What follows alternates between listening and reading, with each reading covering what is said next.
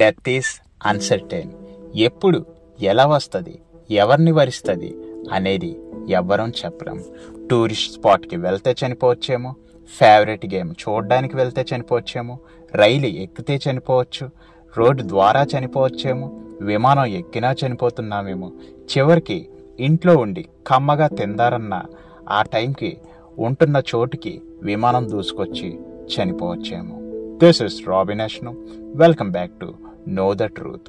June 12, 2025 లండన్కి వెళ్ళడానికి విమానం సిద్ధమవ్వింది.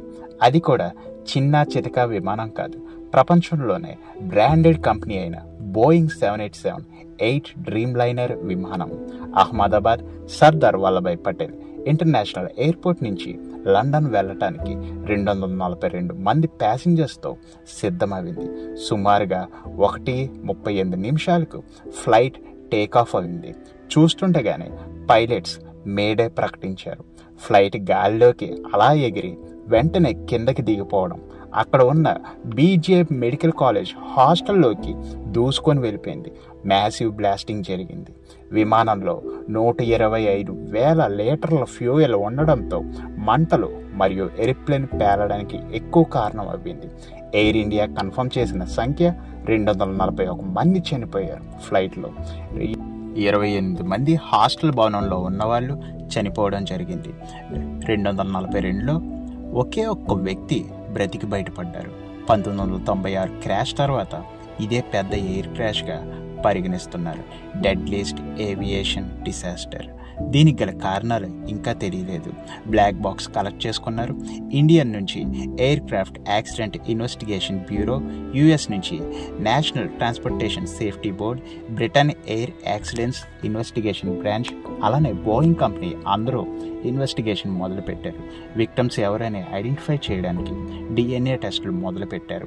బోయింగ్ 787కి ఇదే మొదటి క్రాష్. 2011లో ఈ మోడల్ ప్లేన్స్ని మొదలుపెట్టారు. డ్రీమ్ లైనర్స్ని ప్రపంచవ్యాప్తంగా 1,175 సర్వీసెస్ని ఇస్తుంది. టాటా గ్రూప్ 1 crore ప్రతి ఒక్కరికి ప్రకటించింది చనిపోయిన వారి కుటుంబానికి.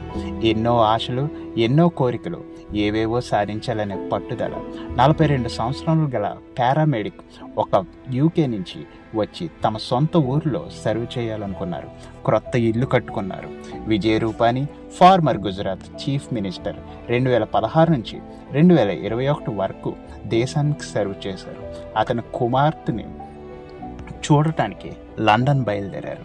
మహారాష్ట్రకు చెందిన 27 ఏళ్ల అమ్మాయి ఇన్స్టాగ్రామ్ ఇన్ఫ్లుయెన్సర్ క్యాబిన్ క్రూ మెంబర్గా జాబ్ వచ్చి జాయిన్ అవ్వింది.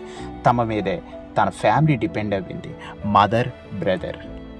బ్రిటిష్ కపుల్ ఇండియాను విజిట్ చేసి తిరిగి వెళ్తుండగా ఈ సంఘటన జరిగింది. ఇన్స్టాగ్రామ్లో ఫ్లైట్ ఎక్కక ముందు హ్యాపీగా ఉన్న ఒక వీడియో పోస్ట్ చేశారు. వాళ్ళ స్పిరిచువల్ వెల్నెస్ ఎంటర్ప్రీనియర్స్ లండన్లో. కానీ నిమిషాల్లో అంతా మారిపోయింది.